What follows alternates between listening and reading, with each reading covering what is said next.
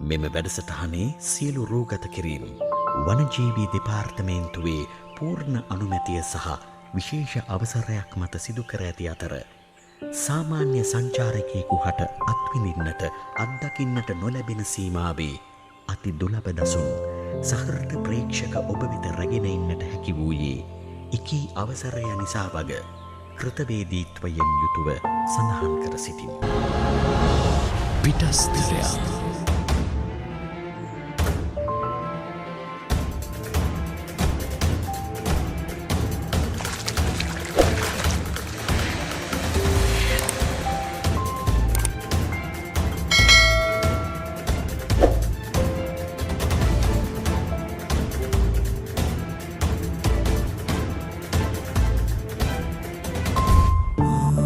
පේනවද මේ හිනාව? අපි කොච්චරනම් මේ හිනාව තියාගන්න උත්සාහ කරනවද? එවිටුවෙන් අපි නොකරන දෙයක් නෑ නේද? ඉතින් ගෙදර හැමෝගෙම මේ හිනාව හැමදාම තියාගන්න නම් රට රස්සාවට යනකොට ජාවාරම්කරුවන්ට අහුවෙන්න එපා. නීති අනුකූල මාර්ග හරහාම පමණක් රට රස්සාවල් වලට යන්න. 1989ට කතා කරන්න. ශ්‍රී ලංකා විදේශ සේවා නියුක්තිකාර්යාංශයෙන් මතක් කිරීමක්.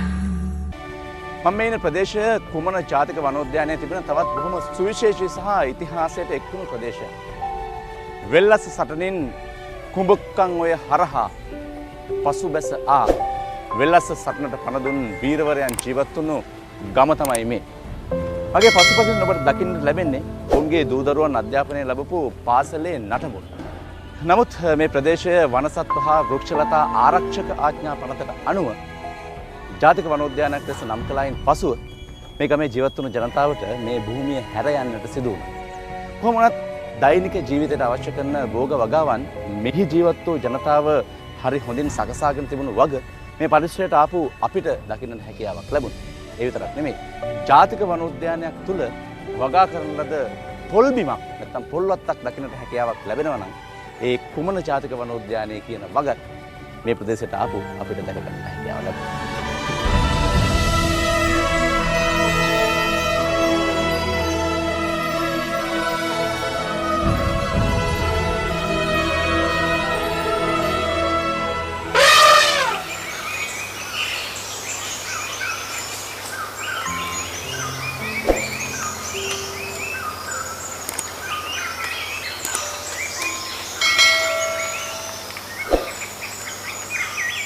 ආසියානු අලි කුලයට අයත් වන ශ්‍රී ලංකාවේ අලි ලංකාවේ වියලි සහ තෙත් කලාප දෙකේදීම දකින්න පුළුවන්. ආසියානු කලාපයේ ජීවත් වන උපවිශේෂ 4 අතරින් බුද්ධියෙන් සහ මතක ශක්තියෙන් වැඩිම අලි ජීවත් වෙන්නේ ශ්‍රී ලංකාවේ.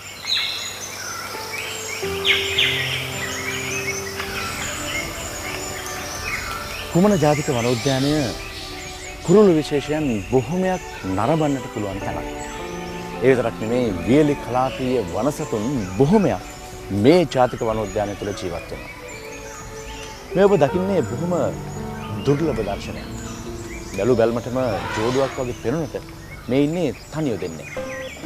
උදෑසන කාලයට වගේම සවස් කාලයට මේ අය කෑම බීම හොයාගන්න මෙන්න මේ වගේ පරිසරයට එනවා. මේක මේ ජාතික වනෝද්‍යානය නරඹන්න එන අය වගේම අපි වගේ රූගත කිරීම වලට එන අයටත් බොහොම දුර්ලභ දර්ශනයක්.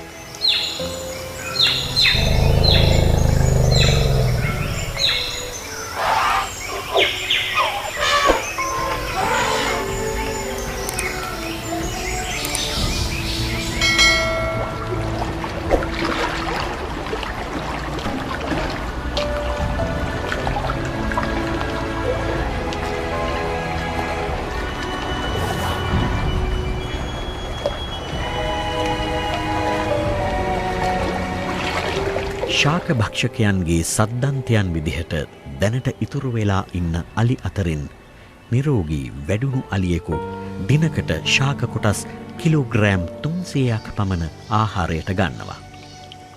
ඒ විතරක් නෙවෙයි වරකට ලීටර 50ක් පමණ වනසේ වාර 4කදී ජලය ලීටර 200කට ආසන්නව මෙයා පානය කරනවා. විශේෂයෙන්ම අලියාගේ ජීවිත කාලය තීන්දුව වෙන්නේ මේ ආහාර සම්පාදනය කර ගැනීමේ හැකියාව නිසාම අලියා ස්වකීය දත් පිළිබඳ අතිශයින්ම සැලකිලිමත් වෙනවා. ඔබට පේනවා නේද? මෙයා මේ තෘණ විශේෂය හොඳින් සෝදාගෙන ආහාරයට ගන්නා විලාසය. ඒ තමයි දත්වලට වැලි ඒ වගේම පස්වලින් වන හානිය වළක්වා ගන්නට එයා දරන උත්සාහයේ තරම.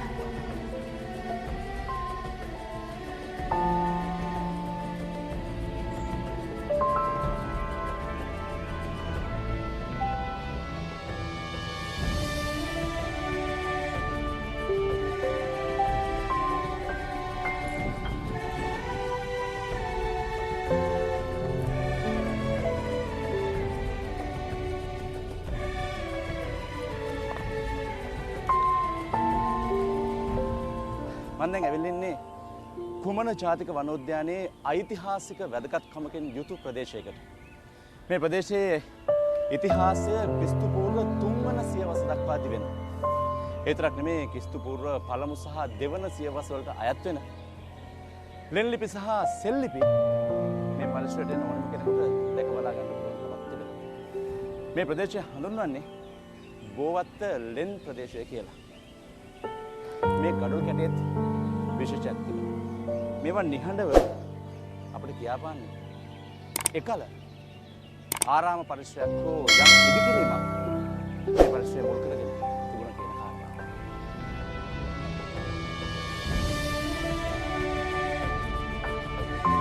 විධිමත් පුරාවිද්‍යා පර්යේෂණයකින් තහවුරු කර නැතත් මේ පරිශ්‍රය අප සඳහන් කළ ආකාරයේ කිසියම් ආරාම පරිශ්‍රයක ඉතිහාස කතාවක් සංගවාගෙන සිටින බවට සාධක නම් බොහොමයක්.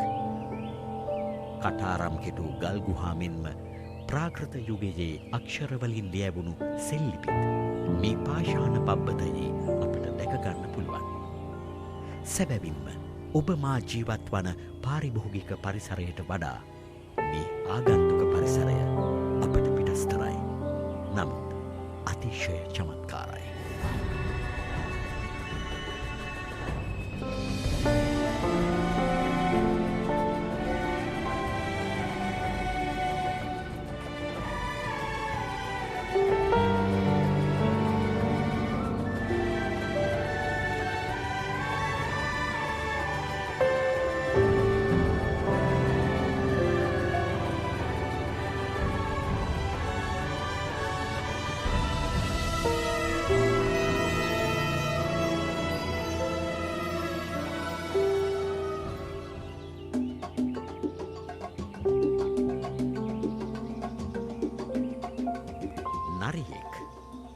ශ්‍රී ලංකාවේ දකින්න ලැබෙන නරියා අයිති වෙන්නේ දකුණු ඉන්දීය නරි විශේෂයට.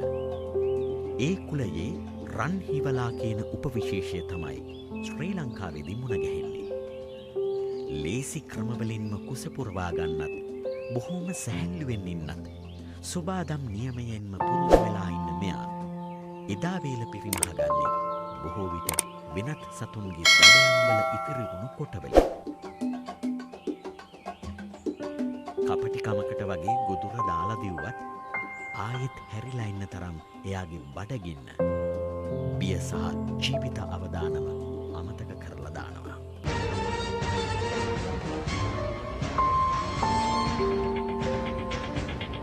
මේ ඔබ දකින්නේ පිඹුරකු විසින් සාවෙකු ගොදුරු කරගන්න දුර්ලභ අවස්ථාවක්. කුමන ජාතික වනෝද්‍යානයේ සැරිසරන පිටස්තරයාට මේ අති දුර්ලභ අවස්ථාව දැක ගන්න හැකියාව ලැබුණා. මේ ගමන ටිකක් දුෂ්කරයි වගේම වන සතුන් ගැවසෙන තැනක් නිසා ටිකක් භයානකයි. මේක කොටියෙක්ගේ.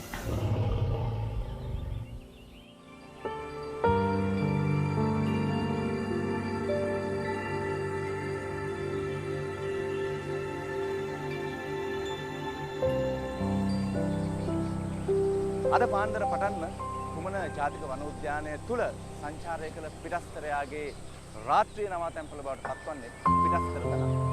මේ කිරිගල්වේ සුන්දර වෙරළ තීරය. මෙතන තමයි කුමන ජාතික වනෝද්‍යානයේ කැස්බෑ සංරක්ෂණ මධ්‍යස්ථානය බවට පත්වන්නේ.